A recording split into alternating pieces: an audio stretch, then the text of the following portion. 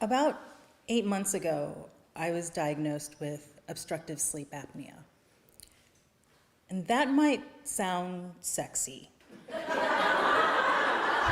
But obstructive sleep apnea is basically when the soft tissue in the airway collapses, causing abnormal breathing and incomplete sleep cycles.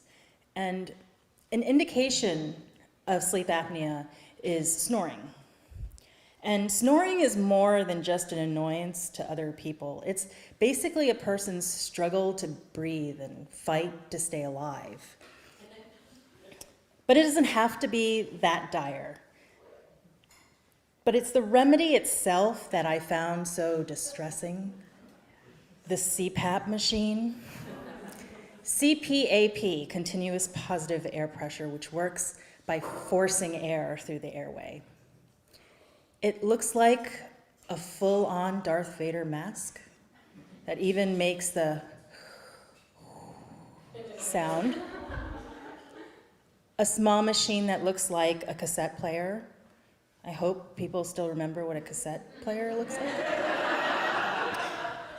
Connected by a massive hose coming out of my face. But it became really clear to me, even though that is not a flattering look for me, that I had to do something because I was tired all the time. The weekends were a total bust because I'd sleep maybe 16 hours a day. I'd still be tired. And then the weekday was even worse because by 2 o'clock I would be thinking, why am I even here? I've already missed 3 out of the 5 naps I would have had by now. So I went to see a doctor who ordered a sleep study.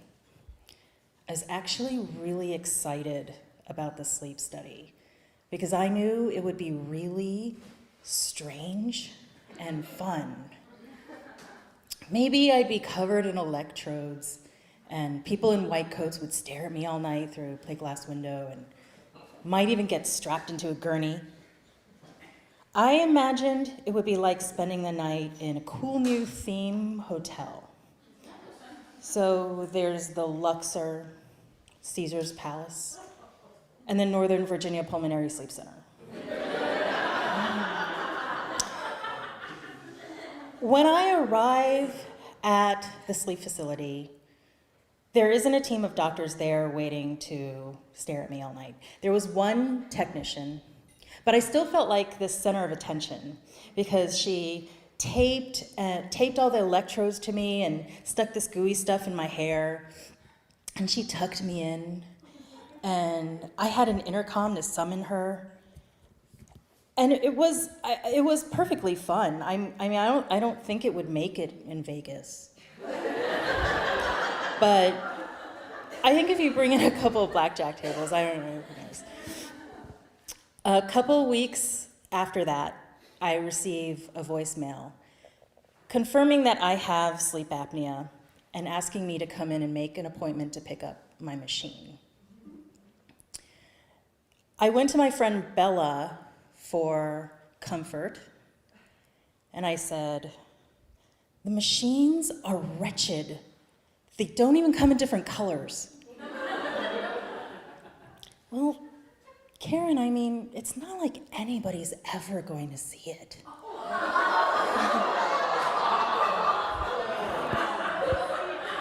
It was bad enough to have those thoughts in my head, but to hear it out loud, it was even worse. No, what I mean is if it helps you, nobody's going to care.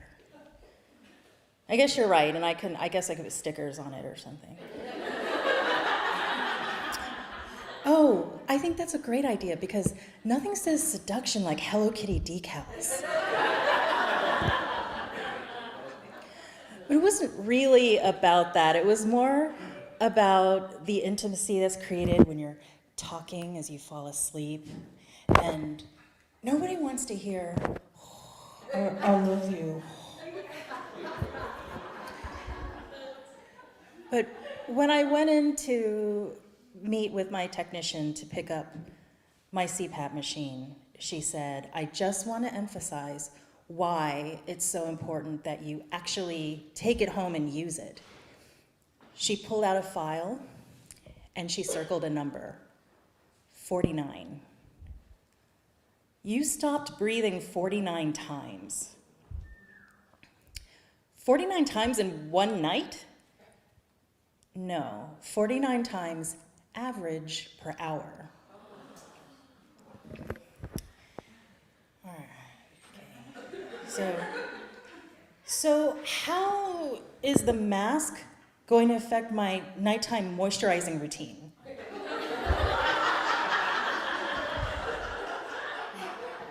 We don't want you to do that because creams and oils are going to break down the equipment. So since sleep apnea is something that basically sticks around forever, I thought I would seek a second opinion. So I visited the ladies at the Clinique counter, who also wear white coats.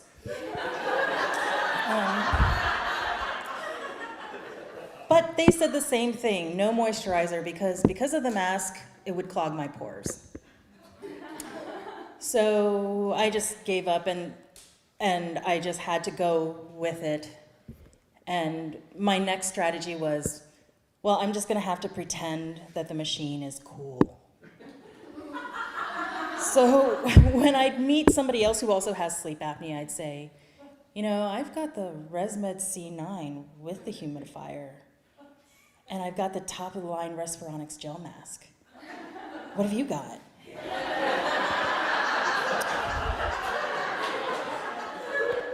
But something that really was cool that I didn't have to pretend was that within a week I really did feel much better.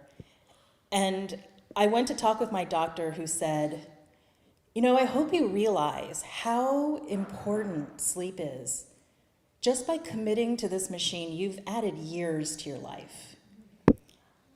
And so the longevity, yes, but also the quality of life.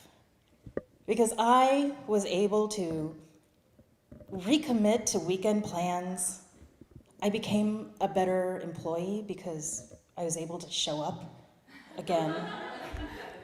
And basically I rejoined the world of the living. And I think that that kind of power over my own health and happiness is very sexy.